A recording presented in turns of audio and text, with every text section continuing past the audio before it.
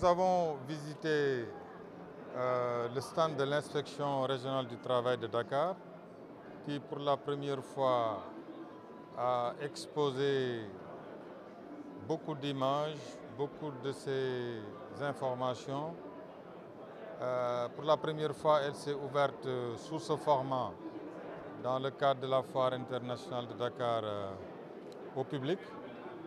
Nous avons pu voir les différentes missions de l'inspection du travail de Dakar, qui est la même pour toutes les autres inspections d'ailleurs. Nous avons pu voir les missions concernant le contrôle, les missions concernant le conseil, la conciliation. En tout cas, une belle palette qui nous a permis de découvrir l'intensité de l'activité de l'inspection du travail, qui en vérité est présente en entreprise et procède régulièrement au contrôle des conditions de travail et fournit aussi beaucoup de conseils aux usagers. Quand je parle d'usagers dans le monde du travail, il s'agit des employeurs et des travailleurs. Donc nous avons voulu aussi, dans le cadre de cette visite, remercier nos partenaires de la GIZ, le projet Ensemble vers la réforme du travail, avec qui nous avons engagé beaucoup de réformes concernant la modernisation de l'administration du travail. Comme vous le savez, depuis quelque temps, nous avons procédé à la dématérialisation du dépôt du contrat de travail. Nous avons aussi engagé des réformes concernant la réforme du Code du travail, la réforme du Code de la sécurité sociale. Nous sommes en train de réformer globalement la gouvernance du marché du travail par des procédés et procédures modernes, adaptés, s'appuyant sur les atouts qu'offrent les technologies de l'information et de la communication. Il était important, je crois, dans le cadre de notre participation à la foire, il était important que nos collègues de l'inspection du travail précisent à l'opinion certaines de leurs missions, puisque parfois dans les interprétations, nous sentons beaucoup d'amalgames, beaucoup d'équivoques sur quels sont les droits et obligations des différentes parties au contrat de travail. L'occasion est donnée aujourd'hui, surtout dans le cadre de la table ronde qui est prévue tout à l'heure et consacrée aux droits et obligations des parties au contrat.